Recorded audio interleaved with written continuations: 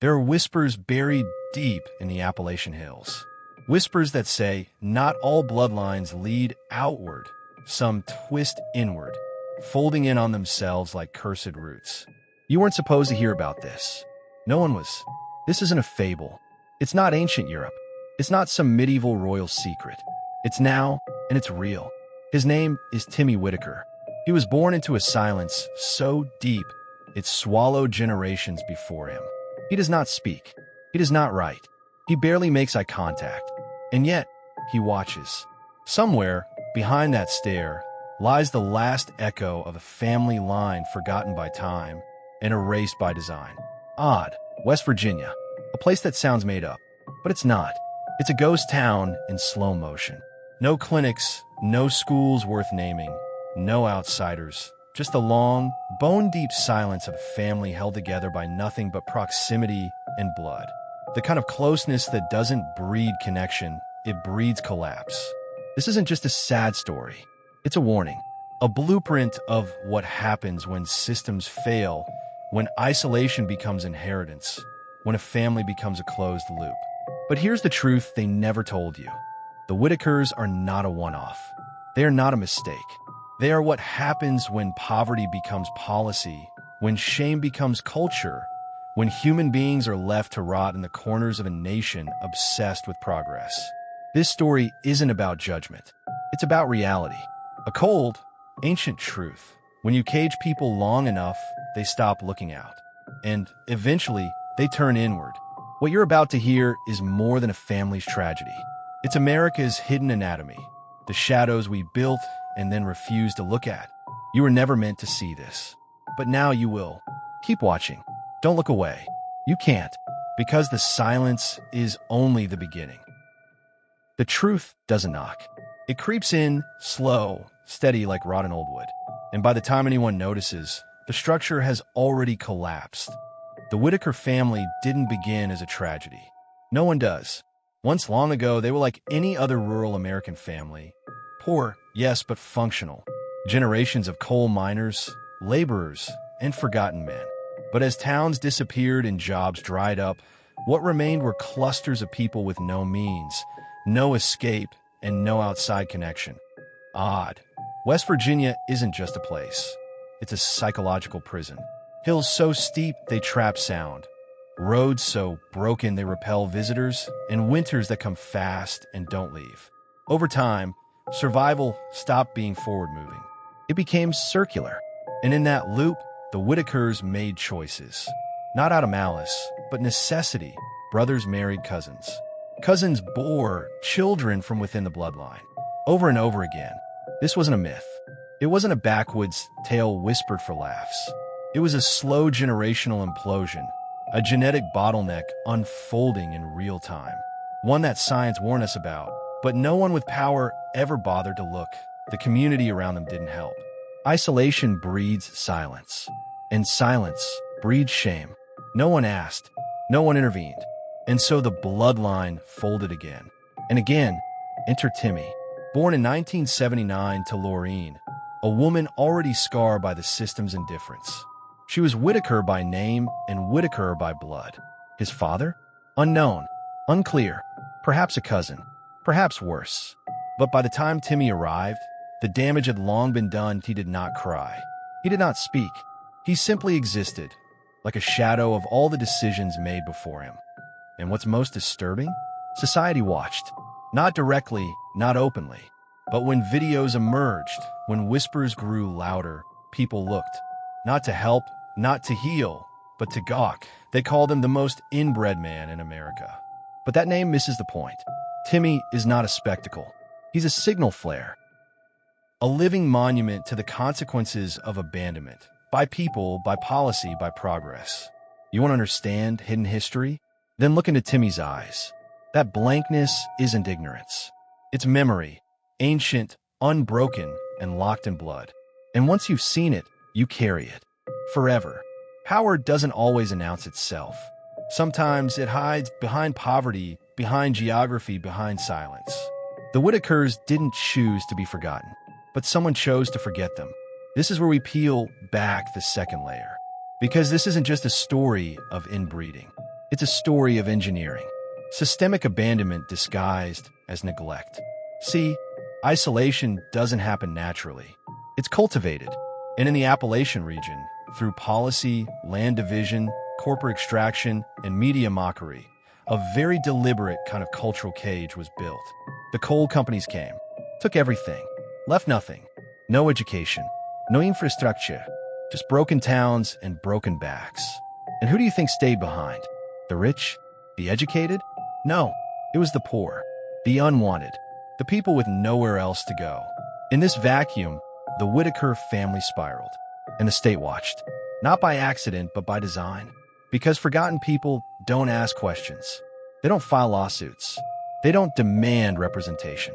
They become quiet, then invisible, then legends. And this is where Timmy becomes more than a person. He becomes a result, a human artifact of institutional failure. His silence isn't the tragedy. The tragedy is that silence is the only thing he was ever given. No therapy, no diagnosis, no pathway forward. Just a loop, family, food, sleep, repeat. When researchers or journalists tried to intervene, they were met with confusion. The Whittakers didn't want fame. They wanted normalcy. But how do you define normal when your lineage has collapsed in on itself? Timmy exists in a space between reality and myth. You can see him on camera, shopping, walking, existing, but he is unreachable. Like an echo of a forgotten civilization. And here's the part most won't say out loud. This was allowed to happen. The same systems that fund wars, manipulate markets, and police narratives couldn't find the time or money to intervene in a collapsing family. Because the truth is, power benefits from collapse. And the Whittakers? They became living proof that America will let you rot as long as you rot quietly. Comment, the silence remembers twice if you feel it. Not for the algorithm, for your transformation. You're waking up now, but we're only halfway down. To understand how deep this rabbit hole goes, you must abandon the illusion of randomness. Nothing about Timmy Whittaker's life was random. Not the silence, not the poverty, not the genetic decay. It was all predictable, and in some circles, even useful. Let me tell you something few dare to say aloud. Human minds can be molded just like bloodlines. If you can control the environment, you can control behavior. And if you isolate a family long enough, starve them of resources, strip them of education, restrict their choices, you don't need to force inbreeding. It happens naturally. That's psychological warfare on a generational scale. And it's not limited to odd West Virginia. Urban ghettos, remote tribal zones, war-torn villages. The same patterns echo everywhere. Isolate, impoverish, forget, then exploit. Timmy is what happens when the human operating system glitches under pressure. His neurological state, whether it's autism, intellectual disability, or genetic degradation, isn't the disease. It's the symptom, and symptoms tell stories. Watch how Timmy walks. No urgency, no rebellion, just submission. His silence isn't just communication loss. It's total nervous system compliance. He does not resist. He adapts. He survives. This is not apathy. It's ancestral memory. Passed down, coded into DNA. Stay quiet or be erased. Think deeper. When elites speak of eugenics in hushed tones and population control behind closed doors, they're not fantasizing. They're modeling. You're watching a case study, not a coincidence. And here's the part that should freeze your blood. This family was documented, filmed, and shared globally. Yet no medical institution came forward to intervene. No government agency stepped in to investigate. Why? Because the Whittakers are no longer people. They've become a narrative, a mythos. And myths are powerful tools in psychological operations. They tell the masses, step out of line, and this could be you. Forget your roots, and you'll return to them, broken. Trust the system or perish in silence. You thought this was about a family? This is about control. And control doesn't shout. It whispers through blood. By now, you've likely started to feel it. That eerie sense that this story isn't just about them, it's about us. Because the real horror isn't that the Whittakers exist. It's that they were allowed to exist as a symbol. You've seen the videos, the uncomfortable stares, the way Timmy follows, obeys, repeats. But ask yourself, where's the help? Where are the doctors? The state workers? The psychologists who rush to diagnose everything in sight? Where were they? Nowhere. Because there's something far more useful about a living reminder of genetic failure than a healed mind. Timmy didn't get silence. He was given silence. Let me repeat that. He was given silence. It's easier to let him walk in loops, grunt softly, and haunt YouTube clips than it is to ask hard questions about what happens when institutions abandon the human soul. The media turned Timmy into an icon, the face of inbreeding. But in doing so, they performed a kind of digital lobotomy on the truth. They sanitized the horror, made it palatable, made it clickable. But what you're seeing is genetic trauma alive. Neurological collapse you can't undo. This isn't about pity. It's about recognition. Timmy's condition is a mirror. Look long enough, and you'll see every collapsed system staring back. Education, health, economy, justice, all twisted in on themselves. Timmy didn't fall. He was pushed, and now he floats, like a ghost tethered to a bloodline that never got to evolve. He eats, sleeps, breathes, but never chooses. That's not life. That's programming. There's no medication here, no rehabilitation plan, just the daily rhythm of survival. A routine so tight, it chokes out the possibility of change. Still think this is just about one family? Or are you beginning to see this is the fate designed for anyone who slips through the cracks and doesn't make a sound on the way down? Comment "The silence remembers" again if you haven't already. This is your signal, your pact, your wake-up call. Now we dive deeper, not into bloodlines, but into intent. Because there's one final truth most fear to admit. Collapse can be engineered for profit. Ask yourself, who benefits from a generation born into silence? Who wins when families like the Whittakers become parables of decay, not testaments to resilience? The answer isn't just the powerful. It's the architects of perception. Every institution, from school boards to federal agencies, depends on control, not just of resources, but of narratives. And the most powerful story is the one that scares people into silence. Don't isolate.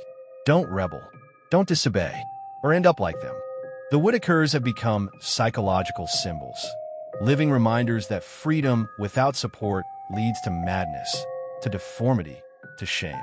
They don't need to be locked in cages. They're the cage, and you're inside it, whether you realize it or not. Do you feel it now? The tightening around your choices? The narrowing of what you're allowed to say, do, even think? Timmy's world is smaller than yours, but the blueprint is the same. Strip the mind, silence the voice, isolate the soul. Repeat. This is why his condition remains officially unacknowledged. Why he has no label, no diagnosis. Because to name him is to admit that he exists. And once you admit it, the system becomes accountable. So instead, they let him drift. Not dead, not fully alive, just observed. A controlled anomaly, an acceptable glitch, the perfect consequence. And if they did it to one family, what makes you think you're safe? This is the final descent, the place where truth becomes unbearable. But once you're here, there's no return. Timmy Whittaker lives in silence. But it's not his silence anymore. It's ours. The silence of a society that knows, but chooses not to act. His eyes are not empty. They are ancestral, holding the weight of every collapsed promise. Every back turned, every system that said, "You're too far gone." And that's the true horror. Not the inbreeding, not the deformity, not the strange behavior. The horror is recognition. Recognition that in the edges of society, where men are forgotten and bloodlines falter, our most honest reflection waits. You think you're different? You think because you have a phone, a job, a voice that you're safe? The systems that built Timmy's world built yours too. His loop is just tighter. His chains are just visible. Yours are gilded, polished, hidden behind apps and paychecks. But make no mistake, they're there. And that's why you're still here, listening. Because some part of you knows. You're not here for pity. You're here for truth. The kind that changes a man. So take this knowledge. Let burn. Let it reshape your sense of power, control, and inheritance. And remember, Timmy didn't ask to be a symbol, but he became one. And now, so have you.